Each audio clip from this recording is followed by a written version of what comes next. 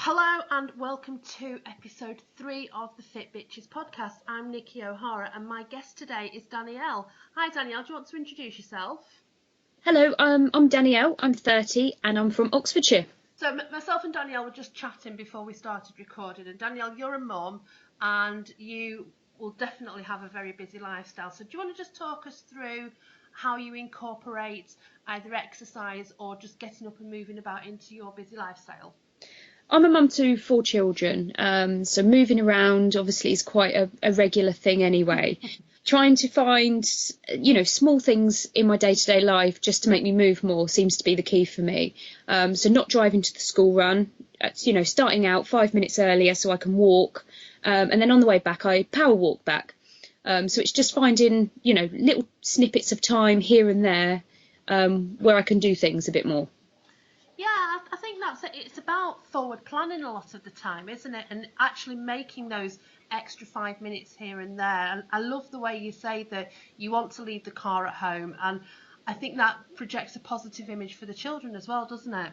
It does. I have to do 3 school runs on a normal morning at separate times. And, I find it wakes not only me up, but it wakes my 10-year-old up because we'll have a quick brisk walk up to school because it's cold.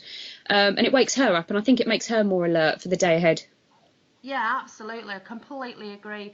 And I think we can find ourselves sometimes getting a little bit lazy and thinking, oh God, I'll just get the car out. And those are the bad habits we don't really want to slip into, aren't they? It is. I'm not very fortunate. Where we live, we're very rural. So a lot of things do need the car. If we go to the supermarket or even the local shops, we have to drive. Yeah. But it's a case of even little things like if I go to a car park, I try and park at the back so that I've got, even a few extra 100 steps walking in and out, if that makes sense. Yeah, oh, absolutely, yeah. And again, like I said, it just goes back to that forward planning and just pushing yourself that little bit more sometimes, doesn't it? Because it is so easy just to think, oh, it's not going to matter this one time. But those one times add up, don't they? It really does. I sort of, for a good 2 years now, I've gone with the thing of I've not had a lot of sleep because my youngest is a terrible sleeper. So during the day I was kind of, being kind to myself and thinking, well, I won't do much today because I had a bad night, and kind of using it as an excuse to a certain degree. So it's trying to actually focus and get things done and not use, excuses really. Yeah, absolutely, and that is a fantastic word to use. It's the focus side of things. Yeah, I love that. We were chatting before we started recording, and a huge coincidence is that we're both using the same diet plan. We both go to Slimming World, don't we? Yes, I've only been on it 2 weeks now. Right. I've got my second weigh in today, and so far I am loving it. Yeah, I've been going since, I think it was last May I started. And I like the way in which it's all very personal goal related. All the classes that you attend are very, very friendly and motivational, and this is partly where the idea for this series came in, because it's all about positive thinking and about motivation, and how sometimes you can just draw a line under things. If you have a bad day or a bad week, draw a line under it and move forward. And the Slimming World foods that you are encouraged to eat are very much incorporated into what families are already eating. It's just more about preparation and healthy cooking and cooking from fresh a lot of the time, I think. Yeah, definitely. I've found since I've been doing it, I'm making a lot more meals because I'm making things from scratch, which is great because you know what goes into them rather than getting a quick jar out of the cupboard.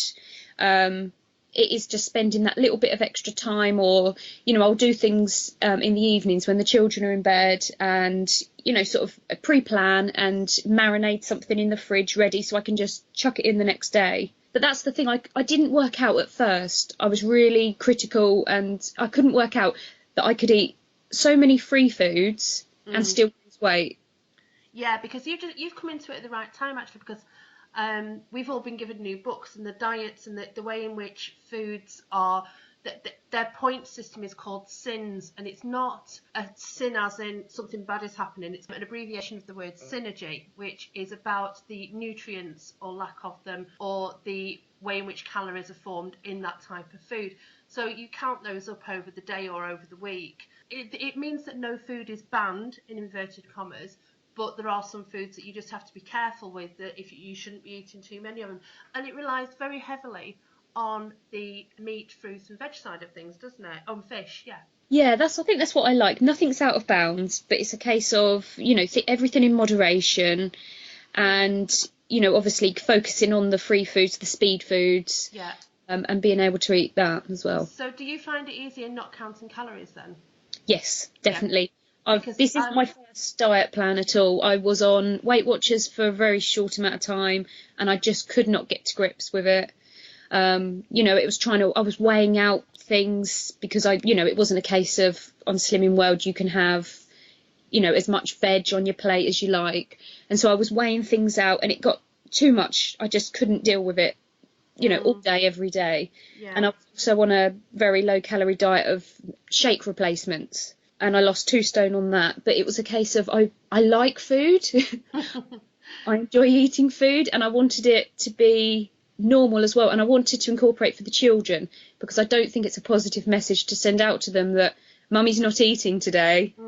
You see, the thing is for me as well, our evening meal is the one time that the 4 of us get together. Or sometimes it's 3 of us because my middle child, who's 21, he works shifts. But it's the one time that we all sit around the table together, and it's something that I've made part of our lives, that we should always, at least 4 or 5 times a week, be sitting down together and eating, and we a bit lax with that at weekends. Yeah, and to have that meal together, it's the time where we catch up with each other's lives. It's a time that we all have different hobbies and different interests, and we all sit in different parts of the house. The boys sit in their own bedrooms, and as I say, one of my sons works shifts and I go out to work, and it is the one and only time that we are all actually in the same room together. And I think that's a really important part of family life as well. It is definitely, they say families that eat together stay together. And it's nice to be able to eat the same as well, because I don't call it a diet as such. It's just a new healthy way of life. Everybody can eat all the same and win in with it, even if they're not, counting calories or trying to lose weight. It's still tasty food. And I think it surprises you a lot of the time as well. I'm one of these people that have been putting off changing my lifestyle for a long time. So Slimming World is the first real diet I've actually been on. And I just can't fault it. I'm loving it. And some weeks I don't lose weight. Some weeks I lose a couple of pounds here and there. But like I said, I go to the classes, and those are the ones that are really helping me actually, because you hear other people not struggling as such, but you hear them thinking the same way that you are and wondering about what foods they can and they can't eat, and you swap ideas, and it's a nice little. I always go back to this community thing, and I love the way that people get together, because I think that's where we came from originally. Go right back to the caveman days. Everybody sat around the fire and they were the community, and they communicated and swapped ideas around that campfire. So why do we not need those communities again now? Oh, definitely. I'm on a couple of Facebook Slimming World groups as well, which I find, fantastic. If somebody's, had a bad week or something, people say, draw a line under it, move on. Yeah. And it's having the support around you as well to realise that just because you've eaten something you shouldn't have, it's not the end of the world. Absolutely. So what's been your favourite meal that you've cooked since you started the Slimming World thing? I think it was probably fake enchiladas, which is made, instead of using wraps, using cannelloni tubes. Oh, right, yeah. Oh, that sounds good. I'll have to have a look out for that one. Mine is in what they call their fake away book, which is faking a takeaway. It's not like KFC fried chicken, but it's chicken with a tomato puree base and then coated in breadcrumbs, and you can make it in different styles. So you can make it garlicky, you can make it quite spicy, you can do it southern fried, and that is a huge hit in our house. And it takes probably an extra 20 minutes to prepare it, just because of the coating of the chicken, but you don't really need to leave it to marinate or anything like that. And everybody absolutely goes mad for that in our house.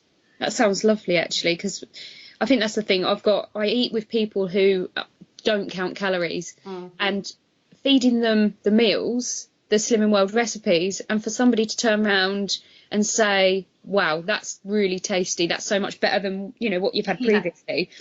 It's like, oh well, that's actually really low in fat and really good for you. Exactly. Everybody's a winner, aren't they? It is. How do you plan ahead for the week? I've been quite fortunate that I have some spare time on my hands nearly every week. So I try and fit in and motivate myself. Straight after school runs, I'll go to the gym on Tuesday, Wednesdays and Thursdays. So it's a case of, even I think to myself, as long as if I get dressed and I'm in all my gear and I go straight there, I only have to, and I say to myself, I'm only there for, 45 minutes. And a lot of the time I'll get on the cross trainer or whatever, and the time just blits away, and before I know it, I'm actually been there an hour. Yeah. And I've signed up to some other exercise classes, weekly ones, and I've paid up front. So if I don't go, I'm wasting money. That's it. That's a really good way of committing to it then, isn't it? It is. And then that's Tuesday evening I do Zumba. Right. And it's 7:30 at night, which isn't a great time because all you want to do is sit down on the sofa. Yeah. Catch up on TV, but it's nice to be able to get out, and I feel great afterwards, which is the main thing. Yeah, and that's I have a similar thing with my running group. That's at 7:00 on Mondays and Thursdays, and it's on a Saturday morning. And it's really hard sometimes, because when you've done the family meal with, or you've prepared a meal for the family, to get up and go out at 7:00, especially in the winter when it's dark and it's gloomy and it's freezing cold out there at 7:00 at night. But, once I get out there, I'm like, yes, I'm really enjoying this. I'm absolutely loving it. So, Yeah. And exactly the same at 9:00 on a Saturday morning. So I have to leave the house at 8:30 on a Saturday morning. It's actually changed my attitude as well, very much the way that I act myself on a Friday night. I used to sit down with a glass of wine on a Friday night. I don't do that anymore. So that's got to be another step in my, the way in which I'm changing my life for the better. I'm having... Not that I want to make it sound like it's anything wrong. I was doing anything wrong in the first place, but I'm having one less night where I'm not having wine, and Yeah, for me, which is it's a positive thing. But it also means that I have another. I do have one night where I allow myself to have a couple of glasses of wine, and I enjoy it so much more because I know that it's there if I want it. And there's been times now when I'm thinking, no, do you know what? I don't fancy a glass of wine tonight. I'm just going to sit and I'm going to chill without that. So, and it's all this, again, the positive thinking thing, I think. It is. I do boot camp on a Sunday morning, and I find, Saturday night, I don't want to stay up too late because I know I've got 10 o'clock interval training that we do at boot camp. Yeah. And yet again, it's Sunday morning, I should be sitting at home eating a fry up, and instead I'm wary about eating too much before, because it doesn't make you feel good. But I get out there, and as soon as I'm out, I'm absolutely fine. It's just a case of, actually pushing yourself to get out the door. But I do that with my sister-in-law, and that's good because she turns up at the door and I have no choice. Well, absolutely perfect, yeah.